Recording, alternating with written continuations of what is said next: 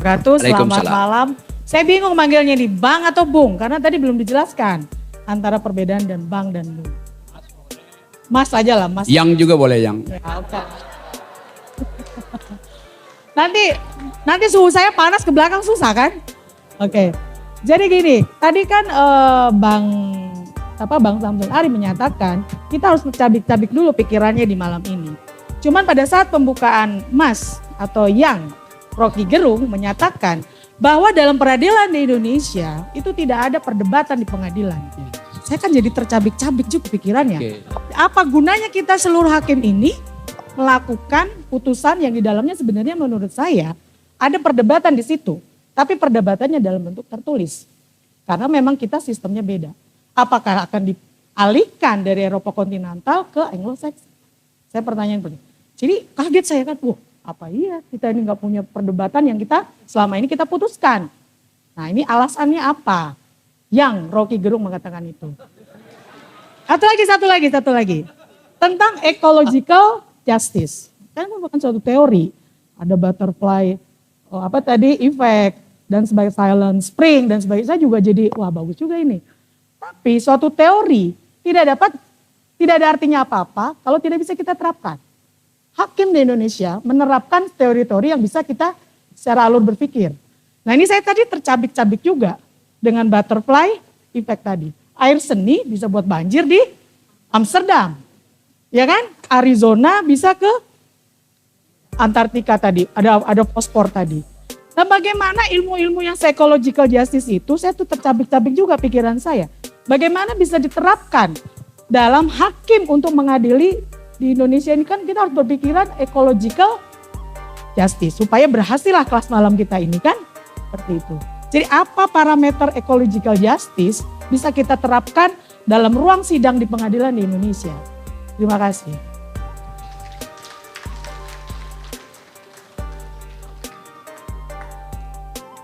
Ya, satu dulu atau dua? Ya, Oke, saya mau jelasin soal Bung dan Bang itu. Gini, Bang Rocky. Bung itu dulu sejarahnya, mungkin Bang Rocky juga nggak tahu.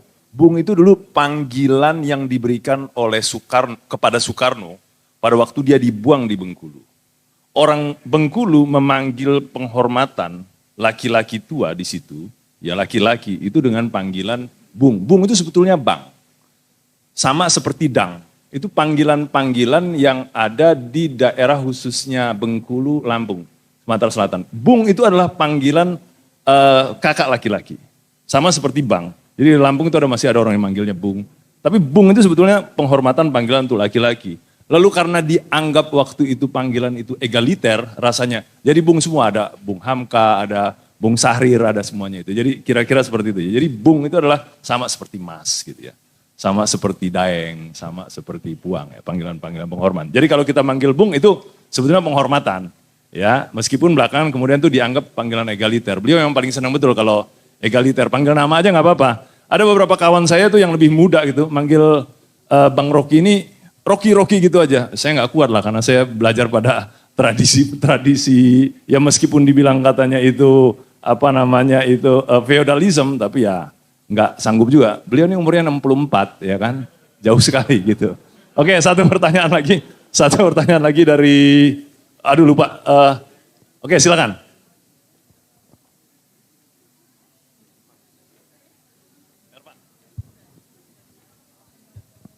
Iya, selamat malam. Saya panggil Bapak. Kalau diperkenankan saya panggil Prof. Ya. Jadi gini,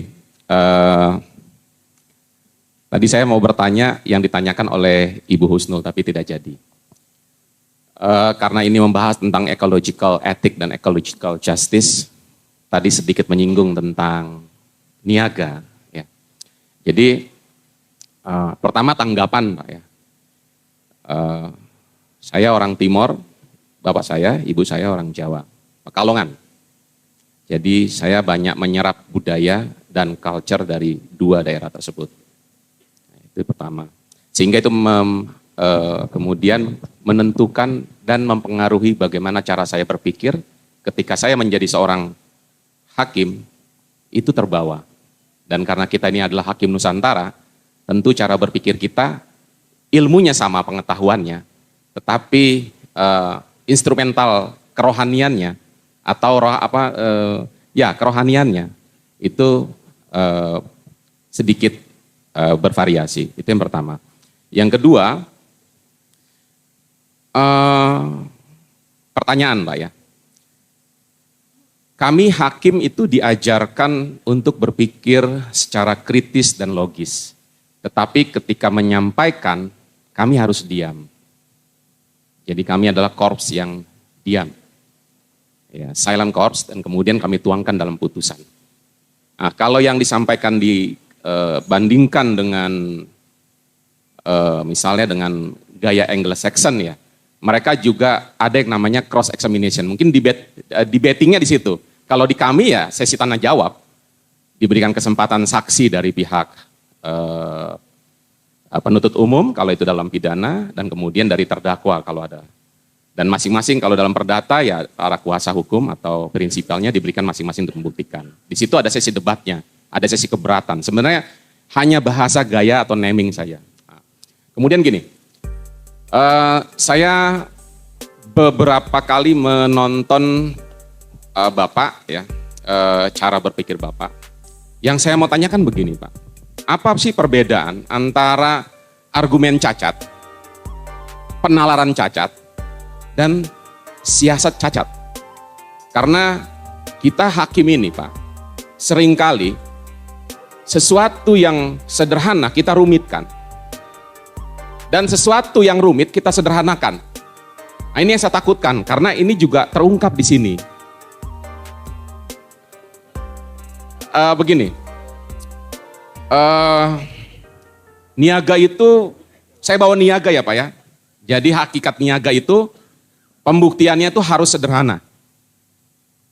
Jatuh tempo dapat ditagih. Nah, itu kan sebenarnya sesuatu atau spektrum yang baru. Dan itu berbeda dengan gugatan sederhana. Ya. Nah, kapan orang atau pada titik mana seseorang supaya tidak jatuh dalam lereng licin atau reduction ad absurdum, karena Bapak tadi bandingkan antara seorang mahasiswa yang tepuk nyamuk mati kemudian banjir di Belanda, itu awalnya meragukan tapi kemudian kok jadi awalnya tidak meragukan tapi kemudian jadi meragukan atau sebaliknya. Lalu ketemu pada titik di mana orang berpikir menyamaratakan semuanya. Atau mungkin ad dicto simpliciter ad dictum sequendum quid. Jadi antara orang yang berlogika menyamakan rata, ambil contoh, karena perempuan itu boleh ditato, maka dia juga mempunyai hak untuk diaborsi. Dengan pemikiran ya lereng licin. Jadi semua itu rumit, tapi kita sederhanakan supaya kita tidak lagi terlalu bertele-tele dengan, kalau di dalam niaga, insolvency test. Jadi cukup presumption of insolvent. Ya, ya. Saya pikir seperti itu. Jadi terima kasih. Ini masuk Pak, masuk dalam niaga. Ini masuk, ini buat, karena kita borderless. Cara berpikir kita, niaga ini, ya, jangan, saya dapat 50 Pak, cross border. Iya, saya dapat 50, nggak apa-apa. Ya, nggak masalah. Jadi seperti itu Pak. Jadi ini tataran pada grand teori atau meta teori. Saya minta petunjuk dari Prof. Terima kasih.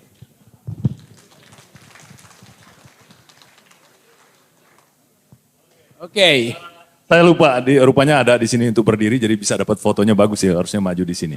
Jadi, makasih teman-teman, nanti langsung dijawab ya, Bang Rocky ya. Bu Husnul tadi tanya, dia ngerasa tercabik-cabik juga, karena tadi sempat digoda, ya. Biasa kalau Pak Rocky itu kalau membuat ceramah pertama itu ya, memberikan metafor lalu kemudian memprovokasi, membuat seolah-olah itu. Jadi ada hal yang sifat-sifatnya yang metafor, ada sifat-sifatnya ini, tapi Bu Husnul tadi bicaranya soal teknisnya. Enggak lah, putusan kita tuh di dalamnya tuh perdebatan kok gitu kan. Meskipun caranya beda kalau di luar negeri kan kayak seperti bebantah-bantahan, tapi di itu kan ada saksi, ada segala macam itu. Sementara kalau Ervan Langgeng Kasih, namanya keren ya, romantis namanya. Jadi namanya Ervan Langgeng Kasih itu bertanya kayaknya hal-hal yang sifatnya filosofis ya. Ada logical fallacies juga, teori-teori tentang itu. Silakan Bang Rocky. Oke, buku Snul.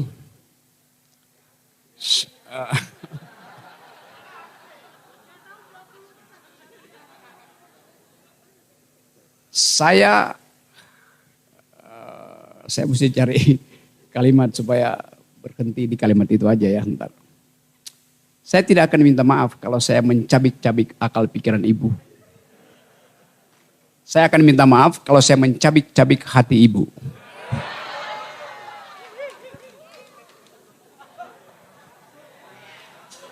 Oke, jadi itu poinnya tuh, bahwa memang buku Snul protes. Ada perdebatan, ini pasti ada perdebatan.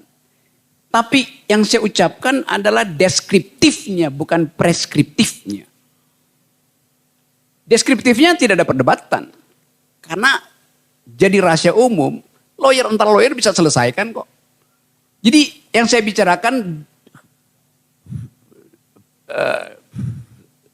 yang terjadi, bukan yang seharusnya berlangsung. Ya saya percaya bahwa di antara panel hakim juga berdebat itu sama. Ya di Mahkamah Konstitusi juga begitu. Tapi kita tahu ujungnya kayak itu transaksi tanpa legal reasoning gitu sebetulnya kan. Oke. Itu poin awalnya. Tapi saya nggak bantah bahwa tentu pada beberapa kasus yang khusus kita tahu kualitas hakimnya itu justru memprovokasi perdebatan. Entah itu melalui tulisan, duplik, replik, segala macam. Tetapi asumsi orang sekarang, dan itu yang membatalkan keinginan kita untuk menghasilkan justice. Under table transaction itu mendahului keputusan hakim yang di atas meja justru. Ini yang disebut sebagai Machiavellian paradox. Machiavelli dianggap mempromosikan end justifies means. Namanya tujuan menghalalkan cara.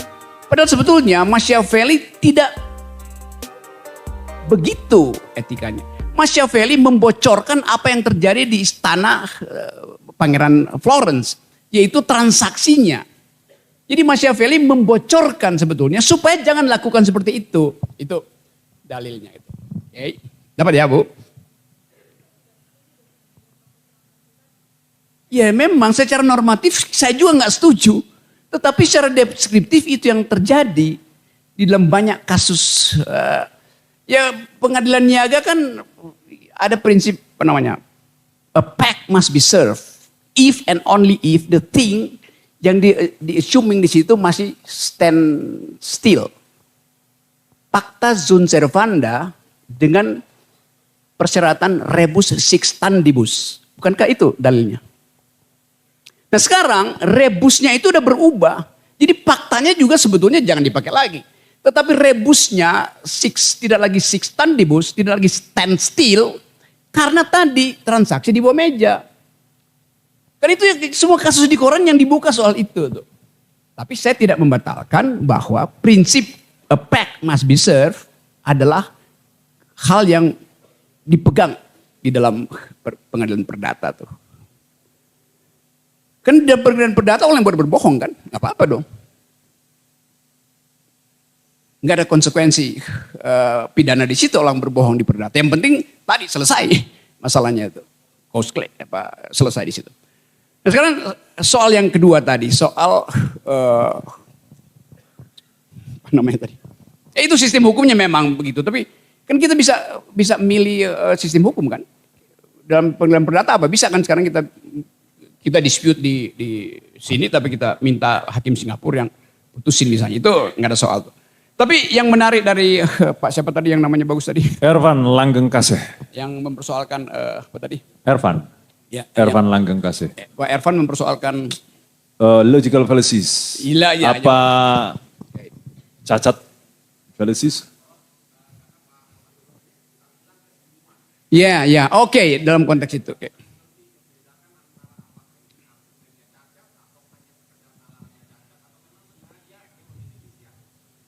Oke, sebaliknya sebut aja memang siasat untuk menyesatkan. Karena kalau saya bersiasat menyesatkan, Anda nggak usah khawatir, karena Anda akan tersesat di jalan yang benar. Saya terangkan pelan-pelan ya. Saya memakai istilah dungu untuk mengganti istilah-istilah bahasa Latin yang panjang itu. Yang kita sebut logical fallacies. Jadi dungu itu bukan orangnya, tetapi jalan pikirannya. Tapi orang selalu menganggap, kalau saya bilang presiden dungu, nggak mungkin presiden dungu. Presiden itu lembaga, maka yang dungu pasti kebijakannya kan. Lain kalau saya bilang Jokowi dungu, itu saya menghina dia tuh sebagai persona tadi. Tapi sebagai pejabat publik, kedunguan itu gagal nalarnya ada di dalam kebijakannya tadi. Saya sebut kebijakan Presiden Jokowi tentang IKN itu dungu. Karena apa? Karena dia tempatkan AMDAL itu di belakang, padahal AMDAL mesti di depan. Kan dungu namanya kan. Memang orang marah, tapi saya jujur katakan, ya salah apa namanya? Sekuensisnya salah. Itu soalnya. Jadi saya nggak ada masalah dengan Pak Jokowi itu sebagai persona itu.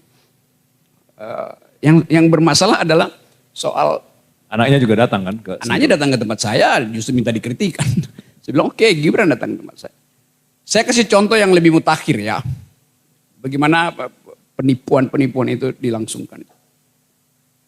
Kemarin ada Hannover Fair di Hannover, Jerman.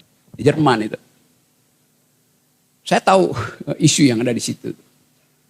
Indonesia dapat space yang besar banget, 400 meter di situ. Mau diisi apa itu? Karena itu fair, pameran tentang teknologi lingkungan, teknologi yang terbarukan segala macam. Sementara kita nggak ada poin itu, bahkan terakhir di konferensi Warwick ya, yang terakhir di Inggris itu, kita justru tidak bisa comply dengan tuntutan bahwa 2030 kita mesti zero emission. Kita tunda lagi 2060 segala macam. Oke, dalilnya ada di situ. Tapi yang terjadi di Hannover Fair, Presiden Jokowi datang ke situ untuk menyaksikan ada kontrak baru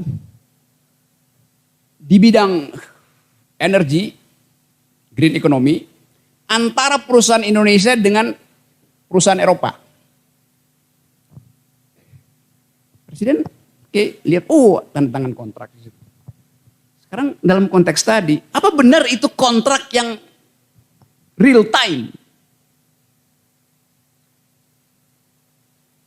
Saya tahu dan saya curiga. Kontrak itu 2 tahun lalu udah dibikin. Tapi demi pencitraan beberapa menteri, seolah itu kontrak baru. Untuk apa? Untuk pamer bahwa Indonesia sudah berhasil tanda tangan kontrak dengan perusahaan Eropa. Itu bohong. Kalau kita periksa lebih lanjut, yang kontrak siapa? Perusahaan Indonesia dengan perusahaan Indonesia. Lalu devisanya dari mana dapat kalau Indonesia rupiah dengan rupiah yang ditransaksikan kan? Tapi nanti di headline ada MOU baru, ada kontrak baru. Ditipu. Penipuan-penipuan itu disaksikan di tengah-tengah publik internasional lagi sorot Indonesia. Kan konyol kan. Kalau datang ke Indonesia misalnya di peradilan kan di peradilan niaga, ya memang ada tanda tangan pada tanggal itu. Tapi itu tanda tangan hanya untuk demi headline bahwa negara berhasil untuk bikin kontrak G2G dengan negara lain. Ya buat kepentingan perdata nggak ada urusan itu, biar aja kontraknya saya backdate-nya dibuat kan nggak ada problem di situ. Tapi secara etis itu menyebabkan kita kehilangan kepercayaan investor untuk masuk ke Indonesia. Itu yang terjadi. Dan itu yang akhirnya terbukti bahwa kita lihat misalnya dalil Pak Bahlil ada 1.200 triliun yang nunggu untuk investasi itu. Pada saat yang sama BPS bilang ada 1 juta lapangan kerja yang tidak tercipta. Bagaimana ada dalil itu kita pakai dalam konteks untuk pengadilan niaga misalnya? Yang mana yang kita percaya? Keterangan Pak Bahlil sebagai BKPM atau keterangan BPS yang mengatakan PHK 1 juta setiap tahun yang lalu tuh. Kalau ada investasi masuk mestinya nggak ada PHK kan. Nah itu konteks yang saya bilang tadi bahwa pacta sunt servanda tetapi rebus sic stantibusnya tidak lagi stand still. Perjanjian-perjanjian yang mengandaikan adanya pact must be served itu hilang. Jadi di situ saya anggap bahwa ada legal reasoning yang gagal dipahami oleh lawyernya misalnya. Kalau lawyernya berdebat di sini kan dia nggak tahu bahwa yang dia perdebatkan adalah sesuatu yang fake di Hanover sebetulnya.